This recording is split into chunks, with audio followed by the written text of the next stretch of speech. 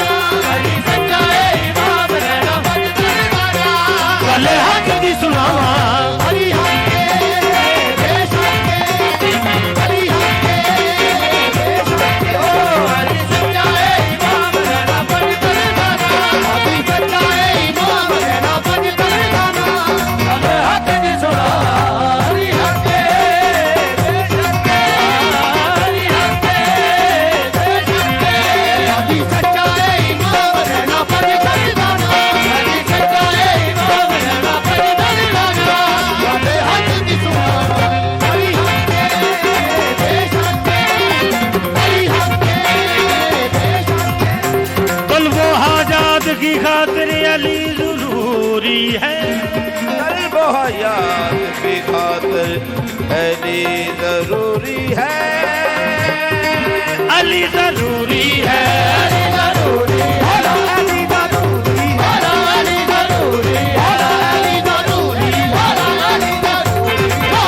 जरूरी है, अली जरूरी है, बोलो अली जरूरी है, अली जरूरी है, अली जरूरी है, अली जरूरी है, अली जरूरी है, अली जरूरी है, अली जरूरी है, अली जरूरी है, अली जरूरी है, अली जरूरी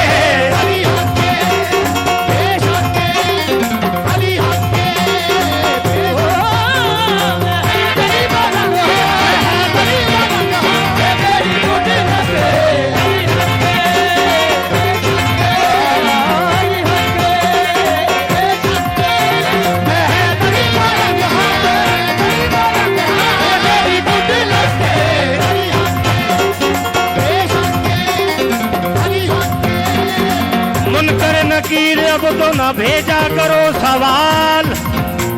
जब मैंने तुमसे कह जो दिया है